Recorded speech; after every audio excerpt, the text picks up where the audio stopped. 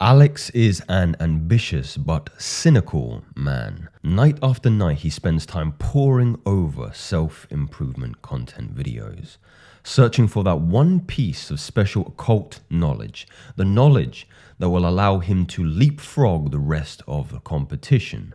But once again, it brings him back to the inevitable: nofap. Alex can't stand this discussion. He lashes out at anyone that would dare mention the fabled superpowers, not because he doesn't believe in it, but because he's never been able to quit this degenerate habit. No matter how vigilantly he follows the no-fap protocols, it always leads him back to the same place: the hub. Now guys, I've been Alex more times than I personally would actually care to admit to you right now. I remember when I first discovered the fabled nofap, I laughed myself into a stupor. I couldn't believe there were communities and there were men all across the world who were gathering in these subreddits and they were talking about and connecting over just not touching their meat. I mean, it seemed very comical to me. And I laughed and I shared it with my buddies and we all talked about how these guys were incels, etc., etc. And then I started to get into self-improvement. Then I started, lifting weights with a little bit more intention. Then I started to eat with a little bit more intention. I started cleaning up the areas that I personally wasn't happy with. I stopped smoking. I stopped doing the aforementioned paraphernalia, right? And then I got to a point where I was pretty much very, very happy and consistent with my particular program. I was eating right. I was lifting very regularly. I think something like 5-6 days in a week. My physique was filling out. I was attracting the kind of women that I wanted to attract. But there was something niggling in the back of my mind. And that was the habit that was still watching these terrible videos. And this was the last piece in the puzzle. I personally, looking in hindsight, it was back for me.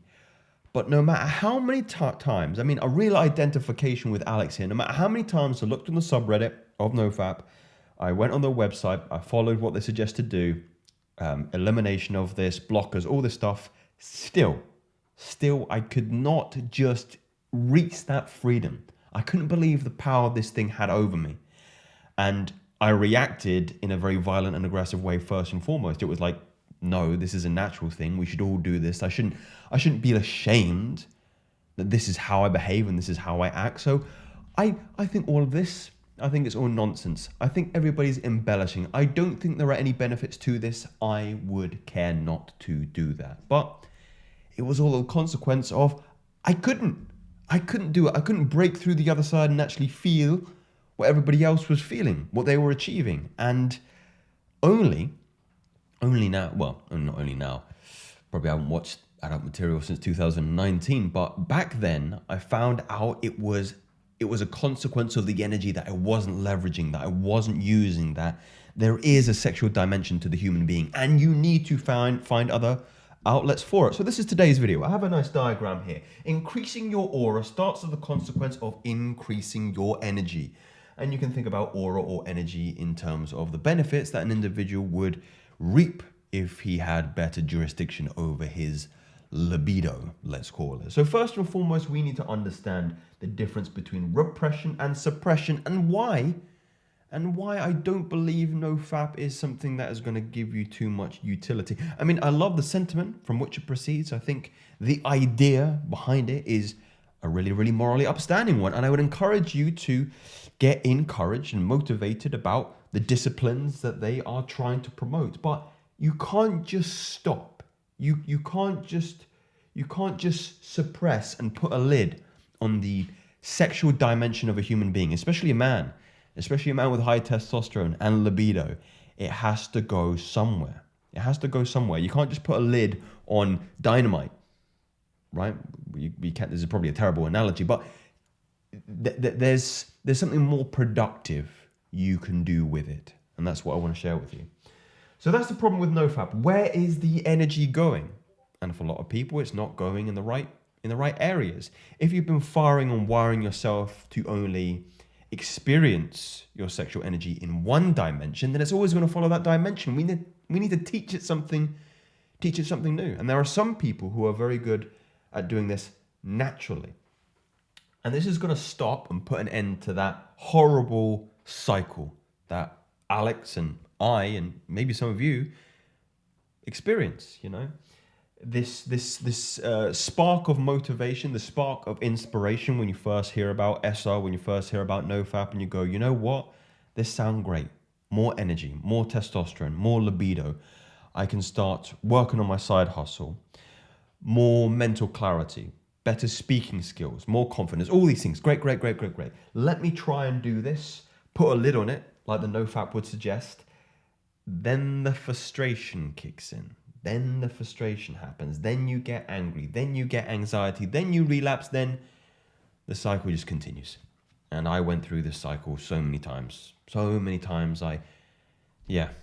into the hundreds, maybe in the thousands. I don't know. But it was not a good time. And we need to move past this particular notion here. And to do that is first being in full acceptance of there is a sexual dimension to the human being. And it cannot be repressed. It cannot be suppressed. You can use your energy to generate another human being, but you also can use it for regeneration of the human organism.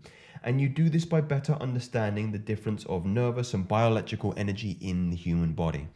Look, there are a lot of synonyms that you can use, a lot of different vocabulary terms, vernacular. You know, the Hindus would call it Shakti energy. They might call it Virya, prana, life force energy, whatever the case may be. Is I think a scientific way, if you're more from a Western area, would be this bioelectrical energy or nervous energy. And we've conditioned this nervous energy to only work one way, which is through the medium of PMO. And you should know what PMO stands for. And if we're constantly firing and wiring these particular routes, then we're going down the path of least resistance. We need to teach a different way in order to express that particular energy, which is through the medium of transmuting nervous energy and retraining your nervous system in order to do so. And the first part is with intention. It is so important that you get very, very clear on what you would like to happen, on what you would like to use this energy for. And this isn't easy. It's not easy. Most of you will not be able to do this. I'm not going to lie to you. Most of you will not be able to do this because you're not motivated enough. Things haven't got bad for you yet. I know that sounds maybe empathic, but it's true. I had to get to a point where I was, well, those of you who know my story, dark place, maybe I'll expound upon it a little bit later, in order to actually find the motivation and intend to change my life circumstances. I don't want to be in this loop. I don't want to be this loop over here. I don't want to be Alex anymore. I wanted to rise above it. So have intention. You need to know and understand subtle energy via meditation. You cannot do this practice if you don't have any kind of introspective exercise. It doesn't happen. You need to know subtle energy. The term is subtle. It is subtle energy. And you can only become acquainted with it if you have a practice like Qigong, Tai Chi, yoga, meditation. You need to know subtle energy. And this isn't an esoteric idea. I mean, the subtle energy term is esoteric, but we're referring to nervous energy, bioelectrical energy. You need to better understand how to mobilize it, how to move it.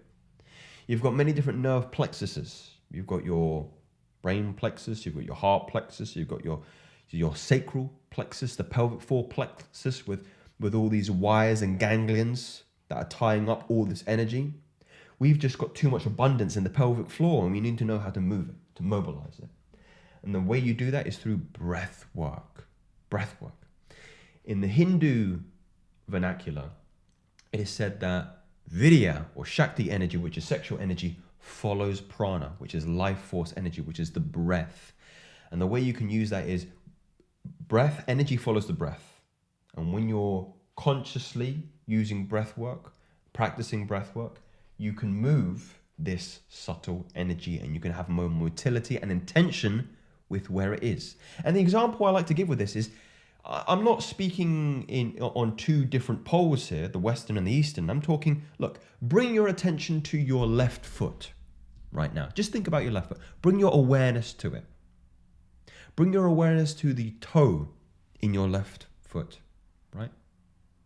You have better sensitivity awareness. You can maybe even feel the blood flowing through your toe, the electricity flowing through your toe, because you're intending to move that energy and focus to that area. It is not so different when you have a buildup of nervous tension and energy, or vidya, of Shakti energy in the pelvic floor, to move it elsewhere. All starts with intention. Nervous innervation is another way you can know this. Some people are naturally very good at this. Athletes, musicians, and artists are all fueled with sexual energy. All of it is sexual. The whole world is sexual. I sound like a deviant now, but it's true. It's life force. It's life force. And the way you do it is knowledge of that subtle energy. In my experience, nobody who doesn't have some kind of introspective practice, some kind of mindfulness practice, has success with this. Because they need to know the difference between repression and suppression, and actually using this energy, actually consciously using this energy. One crushes it, the other finds new pathways for it to go. Because if it doesn't find it, if you keep a lid on it, it's just going to explode. And it's just going to end in this constant relapsing cycle. So if you want to know how to do breath work, I've got some breath work videos that are guided on my Patreon. Shameless plug. Proud plug. Proud plug, because they're very, very good and people are finding enormous utility on them. We also do deep work sessions every single Sunday. We've got accountability groups. We've got a network of very ambitious and, occult level knowledge men exchanging ideas in these circles, and we'd love to have you. These aren't theories, they're facts. Speak soon.